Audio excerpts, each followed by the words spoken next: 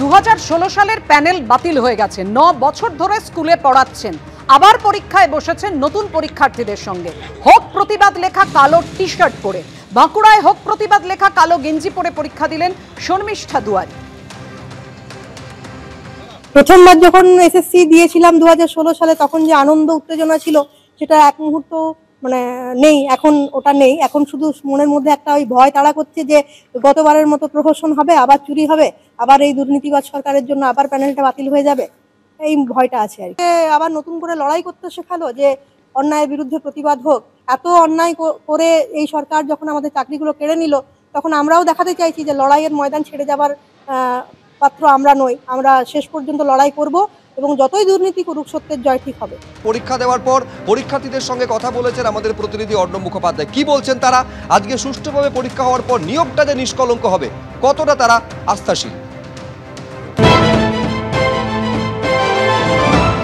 এই মুহূর্তে রয়েছে আমরা সিটি কলেজের সামনে। আমরা দেখতে পাচ্ছি এখানে একজন পরীক্ষার্থী, তিনি রীতিমতো কান্নায় ভেঙে পড়েছেন। তার স্বামী তার পাশে রয়েছেন। আমরা এখানে দেখছি যে তিনি রীতিমতো কান্নায় ভেঙে পড়েছেন। আপনি কি 2016 পেয়েছিলেন? আমি 2016-তে পেয়েও ছিলাম। আমার র্যাঙ্ক 1 ছিল আমার সাবজেক্টে, আমার ম্যাথমেটিক্সে র্যাঙ্ক 1। আজকে আমি এখানে বসে আছি, জানি না কালকে আমার সাথে কি হবে, আবার বেঁচেও থাকবো না মরে যাবো। পরীক্ষা কিরম হলো? এক সেকেন্ড, পরীক্ষা আমার উপর এটা ডিপেন্ড করে কি? আগের বারও তো পরীক্ষা ভালো হয়েছিল, আমার র্যাঙ্ক 1 এসেছিল, আজকেও তো এখানে দাঁড়িয়ে আছি। আজকে আমার কেমন পরীক্ষা হলো সেটার উপরে কি ডিপেন্ড করছে এটা? দেখতে পাচ্ছি একজন পরীক্ষার্থী রয়েছেন, তার যেটা দাবি 2016 সালে তার র্যাঙ্ক 1 ছিল, কিন্তু তারপরেও তার প্যানেল সেটা বাতিল হয়েছে। এবারে তিনি পরীক্ষা দিয়েছেন কিন্তু রীতিমতো ভেঙে পড়েছেন। তার বক্তব্য যে এরকমভাবে পরীক্ষা দিয়ে কি লাভ, সেটা তিনি প্রশ্ন তুলছেন যে এরকমভাবে পরীক্ষা দিয়ে কি লাভ। রীতিমতো ভেঙে পড়েছেন এবং তার র্যাঙ্ক 1 ছিল 2016 সালে তিনি যখন পরীক্ষা দিয়েছিলেন। তো তুমি দেখতেই পাচ্ছ যে এরকমই অবস্থার মধ্যে রয়েছেন। সবে তিনি বেরিয়েছেন এখান থেকে এবং তার যেটা বক্তব্য যে তিনি বলছি, আপনারা কি এখন কি মানে ঠিক আছেন? পরীক্ষা ভালো হয়েছে দিদি? ভালোর উপরে খারাপের উপরে কিছু ডিপেন্ড করে না দাদা। আপনি কি আগে পরীক্ষা দিয়েছেন? হ্যাঁ, আগে দিয়েছিলাম। 16 সালে? 2016 সালে দিয়েছিলাম।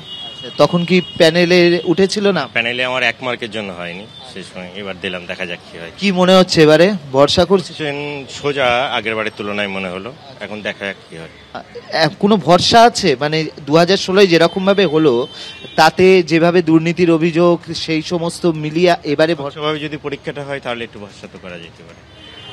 2016 দিয়েছিলেন না? 16 আমি ফর্ম ফিল আপ করেছিলাম, বাট আমি বসতে পারিনি। আমি অন্য স্টেটে ছিলাম, অন্য পরীক্ষা দিতে গেছিলাম, বসতে পারিনি। বাট এবার দিলাম। কিরকম পরীক্ষা হলো? দেখুন, আমাকে যদি পার্সোনালি জিজ্ঞাসা করেন কোয়েশ্চেনের কথা, তো প্রচণ্ড সোজা প্রশ্ন এসছে।